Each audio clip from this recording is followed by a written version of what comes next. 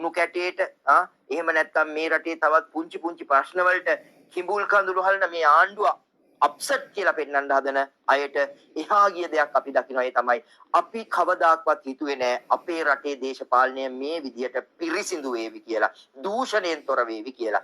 අපි දැක්ක ලස්සන කතාවක් කියනවා චාමර සම්පත්. හැමදාම නත්තල් නෑ දේශපාලුවන්ට. හැමදාම නත්තල් නෑ. මේ ආණ්ඩු යටතේ නම් කවදාක්වත් දේශපාලඥයින්ට නත්තල් නෑ. මොකද්ද මේ චාමර සම්පත්ලගේ නත්තල?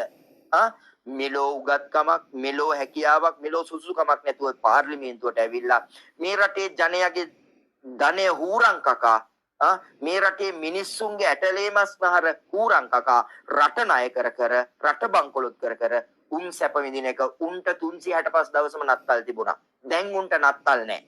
දැන් උන්ට තියෙන්නේ උසාවි ගානේ, රිමාන්ඩ් ගානේ, බඩ ගාන්න.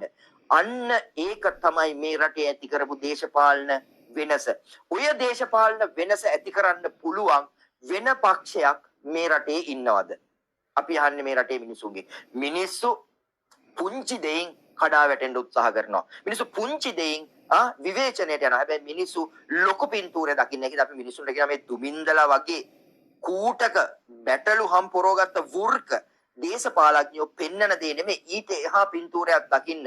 ඔබත් මමත් හිතුවද අපේ ජීවිත කාලේ කවදාකවත් මේ රටේ දකුණු ආසියාවේ අන්තම පුංචි රටක් වෙච්ච දූෂිත දේශපාලනයක් වෙච්ච තිබිච්ච මේ රටේ ආර්ථික ඝාතකයෝ හිටියා කියලා එක්සත් ජාතීන්ගේ මානව අයිතිවාසිකම් කමිටුව පවා ප්‍රකාශ කරපු මේ වගේ දූෂිත රටක් දේශපාලනය මේසා විදියට පිරිසිදු වෙයි කියලා. ඒකම තමයි මේ රටේ අපි ලැබපු ජයග්‍රහණය.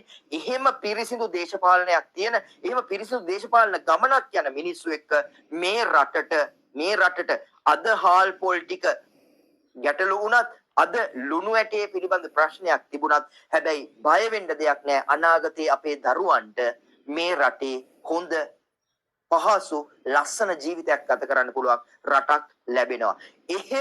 එහෙව් බලාපොරොත්තුවක් අපි මොකටද මේ අපතයෝ කියන ඒවා අහලා. හොඳයි මේ තුවක්කු මාට්ටු වෙන එක හොඳයි. මුංගේ ඇතුලේ ඉන්න මිනි මරාගෙන කණ්ඩ බලාගෙන ඉන්න වෘර්කයා අපට පේන එක. අන්න ඒක තමයි. ඒකින්දා චාමරලට කියනවා උඹලට ආයේ කවදාවත් මේ රටේ නත්තල් නම් එන්නේ නැහැ. ඒක වෙන්න මේ රටේ මිනිස්සු ඉඩ තියන්නෙත් නැහැ. මොකද උඹලට හැමදාම නත්තල් දීලා අපි හැමදාම සාගින්නේ හිටියා, කුසගින්නේ හිටියා, අපි පෝලිං වල මැරුණා උඹලා නත්තල් විදිනකොට.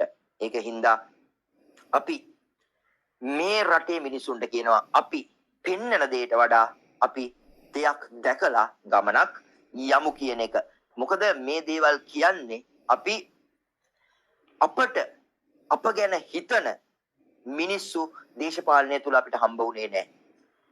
වර්තමානයේ රට ගැන හිතන, රටට වැඩක් කරන මිනිස්සු අපිට දකිනවා. ඒ වගේම අර අර්චුනා ගැන කතාවක් කියන්න ඕන. ඌ මහා ගොප්ප අපතේ. අනේ මන්ද මේ රටේ ඡන්දදායකයින්ට වෙච්ච ලොකුම එකක්.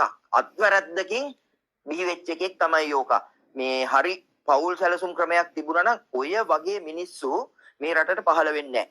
මේ කුපාඩියා කිව්ව කතාවකුත් අර විපක්ෂයෝන් ඇදලා ගන්නවානේ. මොකද්ද? අර්චුනා කියනවා රණවිරුවන්ට ප්‍රභාකරනොත් ගෞරව කරාලු. මුගේ ඔළුව කළු ගල් 12ක විතර හැප්පිලා තියෙනවා. මූට මතක නැහැ ප්‍රභාකරන් කියන්නේ මේ රටේ තරුණයෝ 60000ක් විතර මරලා දාපු යුද්ධයට නායකත්වයේ දුන්නු ත්‍රාඩයා කියන එක. දැන් ඌ රණවිරුවන්ට ගෞරව කරාලු. උගේ කතාවෙන් ෆයර් වෙන විපක්ෂේ අණ්ඩපාලියෝ ටික අර පේනවා නේද? ප්‍රභාකරනොත් රණවිරුව කියනවා මේ ආණ්ඩුව රණවිරුව පාවිච්චි කරන්නේ නැහැ. උඹලා රණවිරුව පාවිච්චි කරේ ගෑනුන්ට හැට්ට කටු ගහන්න, බේබිලට වැලි කොට්ට ගහන්න. හරි? ඒ වගේ පජාත වැඩවලට මේ ආණ්ඩුව ඒ වැඩේට රණවිරුව පාවිච්චි කරන්නේ නැහැ. ඒව පාවිච්චි කරන්නේ නැහැ. දැක්කනේ පහුගිය දවසේ ජනාධිපති කාර්යාලයේ තිබුණු වාහන 5ක් දුන්නා අර අපේ ආබාධිත වෙලා ඉන්න රණවිරුවන්ට. අවුරුදු 16ක් කට පස්සේ උඹලගේ ආණ්ඩුව ඒවා දුන්නද? නැහැ. උඹලා ඒ වාහනවල සැප විද්දා. පෙට්‍රල් නිසාන් පෙට්‍රල් වල උඹලා යන ගමන් රණවිරුවන්ට දෙන්න පුළුවන් චාටර්ම වාහනේ දුන්නා. අන්න මේක තමයි මේ රටේ වෙනස් වෙච්ච දේ. මේකේ හිටියා SBට සැප වාහනයක් නැතුව පාරේ යන්න බෑ කිව්වා. කොන්දේ අමාරුව කිව්වා. උඹලා රණවිරුව පෙන්න උඹලගේ සැප ගොඩ ගහගත්තා. හැබැයි දැන් මේ ආණ්ඩුව සියල්ල අත්හැරලා උඹලගේ සැප රණවිරුවන්ට දෙමින් ඉන්නවා. ඒ රණවිරුව බලාපොරොත්තු උනේ ඒ මිනිසුන්ගේ ඇටලේමස් නහර ජීවිත මේ පහ මහ පොළොවට දන් දීලා ඒ මිනිස්සු බලාපොරොත්තු උනේ උඹලා 225ක් සැප විඳින එක නෙමෙයි.